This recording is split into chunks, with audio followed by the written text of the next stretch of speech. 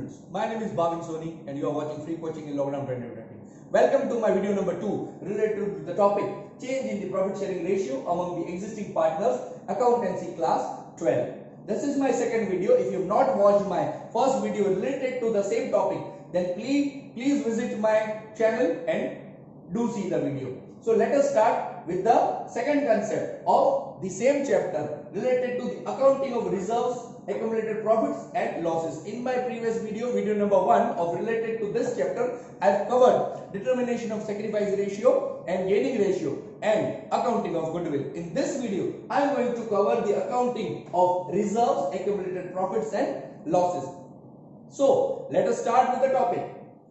Our reserves, in our list of the reserves, first reserve is workman compensation reserve. Workman compensation reserve is a reserve set aside out of the profit for the compensation of the claim of an employee met with an accident. So if the workman or an employee is met with an accident और उसका जो claim अगर employee claim करता है तो that amount is paid out of this compensation reserve. Okay, so let us start. How is the workman compensation reserve treated in this particular chapter? Okay, so when compensation claim against the workman compensation reserve does not exist, यानी हमारे पास reserve है लेकिन किसी employee ने कोई claim किया नहीं, तब हम उसको कैसे ट्रीट करेंगे? तो our entry will be workman compensation reserve. बच्चों याद रखिएगा, रिजर्व की जो भी बैलेंस होती है वो क्रेडिट बैलेंस होती है. अब हम इसको क्लोज करने जा रहे हैं, तो workman compensation reserve account debit, हम उसको क्लोज करेंगे तो डेबिट करेंगे और that reserve, all the reserves are distributed amongst the partners. Okay, तो टू पार्टनर्स कैपिटल या करंट अकाउंट. अगर फिक्स कैपिटल है तो आपको करंट अकाउंट यूज करना है और अगर फ्लक्चुएटिंग कैपिटल है तो आपको टू पार्टनर्स कैपिटल अकाउंट. तो ये होगी उसकी एंट्री. हम दूसरा केस ले लेते हैं, व्हेन क्लेम एग्जिस्ट, यानी किसी एम्प्लॉय एक्सीडेंट हो गया है और उन्होंने क्लेम किया है. तो लेट अस सी कि क्लेम अब डिपेंड करता है कि क्लेम कितनी अमाउंट का है. रिजर्व्स जितना क्लेम है, रिजर्व से ज्यादा क्लेम है या रिजर्व से कम क्लेम है. Late us see. तो our first case says when claim is equal to the workman compensation reserve. यानी एग्जांपल 10,000 रुपए का रिजर्व है हमारा, यानी हमने साइड में 10,000 रुपए रखे हैं और 10,000 रुपए का क्लेम है, यानी पार्टनर्स के बीच में ये पैसे बटेंगे नहीं, ये पूरे के पूरे क्लेम में यूज होंगे. तो entry will be workman compensation reserve account debit to workman compensation claim.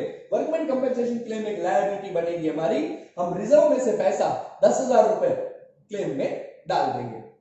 Second case क्या बोलता है, when claim is less than workman compensation reserve. इसका मतलब वर्कमैन कंपेंसेशन रिजर्व 10,000 है और क्लेम हमारा 8,000 है. इसका मतलब 2,000 रुपए हमारे पास फिर भी बचे हैं, तो 8,000 रुपए का क्लेम होगा और 2,000 रुपए हमारे पार्टनर्स के बीच में बच जाएंगे. तो let us see workman compensation reserve account debit, उसको क्लोज करेंगे 10,000 rupees to workman compensation claim 8,000 रुपए जो हमारी न्यू लायबिलिटी बनी है, एंड टू पार्टनर्स कैपिटल और करंट अकाउंट 2,000 रुपए जिसको हमने डिस्ट्रीब्यूट कर दिया. अब देखते हैं third case, when claim is more then workman compensation reserve. अब वर्कमैन कंपेंसेशन रिजर्व है 10,000 रुपए लेकिन क्लेम हो गया हमारा 15,000 रुपए, यानी क्लेम ज्यादा है और वर्कमैन कंपेंसेशन रिजर्व यानी हमने पैसे जो साइड में रखे थे वो कम है. तो देख लेते हैं, वर्कमैन कंपेंसेशन रिजर्व 10,000 रुपए जो था वो पूरा का पूरा हमने क्लोज कर दिया. अब जो 5,000 रुपए हमारे पास कम है वो हमारी बिजनेस की लॉस है, जिसे हम रिवैल्यूएशन, नया अकाउंट खुलेगा इस चैप्टर में, revaluation account debit. Revaluation account में वो 5,000 रुपए रखेंगे. That means workman compensation reserve account debit 10,000, revaluation account debit 5,000 to workman compensation claim 15,000. इसका मतलब 15,000 का हमारा क्लेम है लेकिन हमारे पास रिजर्व तो सिर्फ 10,000 है, तो हमने 5,000 रुपए रिवैल्यूएशन लॉस दिखाई. और उसकी एक दूसरी एंट्री होगी बच्चों, ध्यान रखना, जो रिवैल्यूएशन अकाउंट में लॉस दिखाई है वो पार्टनर्स के बीच में they have to bear. So partners capital और current account debit to revaluation account. ये रिवैल्यूएशन क्लोज होगा और पार्टनर्स कैपिटल और करंट अकाउंट में चला जाएगा. अब और ये सारी जितने भी एंट्री है जिसमें पार्टनर्स कैपिटल और करंट अकाउंट यूज हो रहे हैं उसमें बच्चों आपको जो भी डिस्ट्रीब्यूशन करना है वो उनके old profit and loss ratio में करना है. तो based on these entries, let us now refer the example number 7 from T.S. Garewal 2020. A, B and C sharing profits and loss in the ratio 4:3:2. They decided to share the future profits and loss in the ratio 2:3:4 with effect from 1st April 2020. An extract of their balance sheet given. Workman compensation reserve दिया हुआ है बच्चों 90,000 और नीचे अलग अलग प्रकार के केसेस दिए हुए हैं. फर्स्ट केस है कि when no information as to claim is given, यानी क्लेम कोई देना नहीं है. इस केस में आपका जो भी रिजर्व है 90,000 वो पूरा का पूरा पार्टनर्स के बीच में बटेगा. दैट इज सेकंड क्लेम हमारा when there is no claim, claim ही नहीं है तो सेम एंट्री होगी केस 1 जैसी, जिसमें हमें 90,000 को पार्टनर्स के बीच में बांट देना है. Then the third one is when a claim on an account of workman compensation is 45,000, यानी 45,000 रुपीस का हमारा क्लेम है. इसका मतलब 90,000 में से 45,000 क्लेम है और 45,000 में पार्टनर्स के बीच में बांट देना है. Then when a claim on account of workman compensation is 99,000, अब बच्चों ध्यान रहे यहाँ पे 90,000 का रिजर्व है लेकिन 99,000 का क्लेम है, यानी रिजर्व से ज्यादा क्लेम है 9,000 रुपए. तो workman compensation reserve 90,000 90,000 that we are going to use हम और 9,000 रुपए रिवैल्यूएशन में से निकालेंगे, यानी revaluation account debit 9,000 to workman compensation claim account that is 99,000 और जो 9,000 हमने रिवैल्यूएशन में से निकाले वो हम पार्टनर्स के बीच में बांट देंगे. और लास्ट एंट्री हमारी है when claim on account of workman compensation is 90,000, यानी रिजर्व भी 90,000 है और क्लेम भी 90,000 है. तो workman compensation reserve account debit to workman compensation claim 90,000. ना पार्टनर्स को मिलेगा ना पार्टनर्स सेक्रीफाइस डोनेट उसमें कंट्रीब्यूट करेंगे. चलो now let us take another reserve, that is investment fluctuating reserve. investment fluctuating reserve क्या है? तो investment fluctuating reserve मार्केट, अगर मार्केट प्राइस और कॉस्ट प्राइस को अगर हम कंपेयर करें इन्वेस्टमेंट के, तो कई बार मार्केट प्राइस हाई जाती है कॉस्ट प्राइस से और कई बार मार्केट प्राइस लो चली जाती है. तो because of that fluctuation business क्या करता है, फर्म क्या करती है, they set aside some reserve out of the profit to minimise the loss. तो उसकी अकाउंटिंग ट्रीटमेंट किस तरह होगी वो भी हम लोग देख लेते हैं. दैट इज उनमें अलग अलग केसेस हैं. When market value of investment is equal to the book value. Book value क्या होती है, जो बुक में दिखाई है. बैलेंस शीट के अंदर जो वैल्यू इनर कॉलम में जैसे बुक वैल्यू और कॉस्ट प्राइस है वो उसकी बुक वैल्यू होती है और मार्केट वैल्यू जो एक्चुअल प्राइस मार्केट में है that is the market value. तो उसकी एंट्री होगी when the investment fluctuating reserve is transferred to partners capital account. अब इक्वल है दोनों की, तो इन्वेस्टमेंट की हमें फ्लक्चुएटिंग की जरूरत नहीं है. तो इन्वेस्टमेंट फ्लक्चुएटिंग रिजर्व तब पार्टनर्स के कैपिटल के बीच में बट जाएगा. That is investment fluctuating reserve account debit to partners capital और current account. Let us see second case when market value of investment is lower than the book value. अब book value market value जो है investment की वो lower है, किससे, investment की book value से.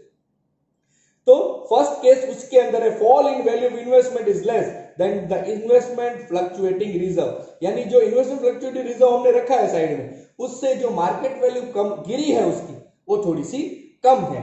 तो लेट अस सी उसकी एंट्री होगी investment fluctuating reserve account debit. पूरा इन्वेस्टमेंट फ्लक्चुएटिंग हम यूज कर लेंगे. अब इन्वेस्टमेंट जितनी कम हुई है तो हम उसको क्रेडिट करेंगे टू इन्वेस्टमेंट अकाउंट में, यानी investment fluctuating reserve account debit to investment account and to जो बची हुई अमाउंट है इन्वेस्टमेंट फ्लक्चुएटिंग रिजर्व में वो पार्टनर्स के बीच में डिस्ट्रीब्यूट होगी. उसी के अंदर दूसरा केस देख लेते हैं. Fall in value of investment is equal to the investment fluctuating reserve. यानी जितना इन्वेस्टमेंट फ्लक्चुएटिंग रिजर्व हमने साइड में रखा था उतने अमाउंट से हमारी इन्वेस्टमेंट फॉल हो गई. तो इसका मतलब पार्टनर्स के लिए कुछ पैसे बचेंगे नहीं. तो केस 2 ये कहता है कि investment fluctuating reserve account debit to investment, सारा का सारा रिजर्व जो था वो इन्वेस्टमेंट खा गया. उसी के अंदर थर्ड केस ये है कि fall in value of investment is more than the investment fluctuating reserve. बच्चों यहाँ पे अब ज्यादा है जितना रिजर्व रखा है. जैसे वर्कमैन कंपेंसेशन फंड में हमने रिजर्व ज्यादा कम रखा था और क्लेम ज्यादा रखा था तो हमने रिवैल्यूएशन में से पैसे लिए. Same thing you have to do here. तो केस 3 ये बोलता है fall in value of investment is more than the investment fluctuating reserve. यानी हमने रिजर्व रखा है 10,000 रुपए लेकिन इन्वेस्टमेंट की वैल्यू गिर गई है 15,000 रुपए से, तो 5,000 रुपए हमें रिवैल्यूएशन अकाउंट में से उठाने पड़ेंगे. तो let us see the entry that is investment fluctuating reserve account debit 10,000 रुपए हमने पूरे के पूरे जितने साइड में रखे थे वो, अब रिवॉल्यूशन में से 5,000 रुपए उठा लेते हैं, revolution account debit to investment account, 15,000 रुपए से इन्वेस्टमेंट गिर गई है। अब 5,000 रुपए जो हमने रिवॉल्यूशन में से उठाए हैं वो पार्टनर्स में से काटेंगे। सो पार्टनर्स कैपिटल और current account debit to revolution account. अब थर्ड पॉइंट ये है, when market value of investment is higher than the book value, market value ज्यादा है इन्वेस्टमेंट की बुक वैल्यू से, तो देख लेते हैं उसमें 3 केसेस है। Investment fluctuating reserve account debit to partners capital और करंट अकाउंट। दूसरी एंट्री है investment account debit to revaluation account, यानी ये वो अमाउंट है जो ज्यादा है। सपोज बुक वैल्यू है 10,000 रुपए इन्वेस्टमेंट की और मार्केट वैल्यू है 17,000 रुपए, यानी 7,000 रुपए बढ़ गए, तो जो 7,000 रुपए है वो रिवॉल्यूशन में जाएंगे। That I am going to cover in my next video, कि उसमें से आपको कैसे अकाउंटिंग ट्रीटमेंट करनी है जब एसेट्स और लायबिलिटी की वैल्यू बढ़ती है।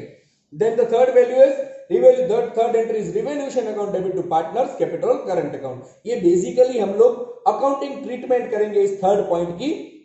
बाकी आपके लिए जो इंपॉर्टेंट है इन्वेस्टमेंट फ्लक्चुएटिंग रिजर्व में फर्स्ट पॉइंट और सेकंड पॉइंट के 3 केसेस, ये ज्यादा इंपॉर्टेंट है। Now let us cover the fourth point from this chapter. पहला पॉइंट हमने डिस्कस किया था determination of sacrifice ratio and gaining ratio. Second one हमने डिस्कस किया था accounting of goodwill. Third point जो इस वीडियो में हमने स्टार्ट किया है वो है accounting of reserves, accumulated profit and loss. अब फोर्थ पॉइंट में डिस्कस करने जा रहा हूं वो है revaluation of assets and reassessment of liability, यानी at the time of change in the profit sharing ratio between the existing partners हम लोग सारे एसेट्स और लायबिलिटीज को रिवैल्यूएट कर रहे हैं और जो भी इंक्रीज वैल्यू है या डिक्रीज वैल्यू है उसको हम बुक्स के अंदर रिकॉर्ड करेंगे विथ अवर न्यू वैल्यू। तो let us see the accounting entries to record the revaluation of assets and reassessment of liability. इसके अंदर पहली एंट्री है for increase in the value of an asset, यानी कोई भी एसेट्स की वैल्यू इंक्रीज हो रही है। बच्चों सिंपल चीज है, एसेट्स की बैलेंस क्या होती है, डेबिट बैलेंस होती है। अगर इंक्रीज हो रहा है तो आपको डेबिट करना है, अगर डिक्रीज हो रहा है तो आपको क्रेडिट करना है। उसी तरह लायबिलिटी की कौन सी वैल्यू, कौन सी बैलेंस होती है, क्रेडिट बैलेंस होती है। अगर डिक्रीज हो रहा है तो आपको, अगर इंक्रीज हो रही है लायबिलिटी तो आपको क्रेडिट करना है, और अगर डिक्रीज हो रही है लायबिलिटी तो आपको डेबिट करना है। ओके, तो फर्स्ट पॉइंट देख लेते हैं। First entry for increase in the value of an asset, यानी कोई भी एसेट की वैल्यू इंक्रीज हो रही तो entry will be assets account debit to revaluation account, यानी एसेट्स को हमने इंक्रीज किया और रिवैल्यूएशन प्रॉफिट हमने कंसीडर किया, ये हमारा एक रिवैल्यूएशन प्रॉफिट है। Second entry for decrease in the value of asset, अब एसेट्स की वैल्यू डिक्रीज हो रही है यानी हमारा रिवैल्यूएशन एक प्रकार का प्रॉफिट और लॉस अकाउंट हम मान सकते हैं। रिवैल्यूएशन यानी हम लोग को लॉस होता है तो हम क्या करते हैं, प्रॉफिट एंड लॉस को डेबिट करते हैं। सिंपल चीज, यहां पे भी हम लोग रिवैल्यूएशन को डेबिट करेंगे, तो revaluation account debit to assets account. Third entry when increase in the amount of a liability, अब लायबिलिटी बढ़ रही है, लायबिलिटी बढ़ेगी तो हमें नुकसान होगा। ओके, तो revaluation account debit to liability account. Then for decrease in the amount of liability, अब लायबिलिटी कम हो रही है तो हमें फायदा हो रहा है, फायदा हो रहा है तो प्रॉफिट एंड लॉस क्रेडिट होगा, प्रॉफिट लॉस क्रेडिट होगा तो रिवैल्यूएशन क्रेडिट होगा, तो liability account debit to revaluation account. Then for recording unrecorded asset, unrecorded asset अचानक से हमारे पास आ गया, ये तो अच्छी बात है। Okay, so unrecorded assets account debit to revaluation account. अब recording and unrecorded liability, oh unrecorded liability हमारे पास आ गई अचानक से, ये तो थोड़े से टेंशन वाली बात है, तो लॉस की बात है। Revaluation account debit to unrecorded liability account. अब जो भी प्रॉफिट हुआ है अगर हमारा, तो हमारा रिवैल्यूएशन अकाउंट में क्रेडिट साइड हमारी ज्यादा अमाउंट होगी, तो तब हमें रिवैल्यूएशन प्रॉफिट होगा, that is revaluation account debit to partners capital account. और अगर डेबिट साइड ज्यादा है हमारे रिवैल्यूएशन की तो हमारा लॉस है, तो हम एंट्री करेंगे पार्टनर्स कैपिटल और current account debit to revaluation account.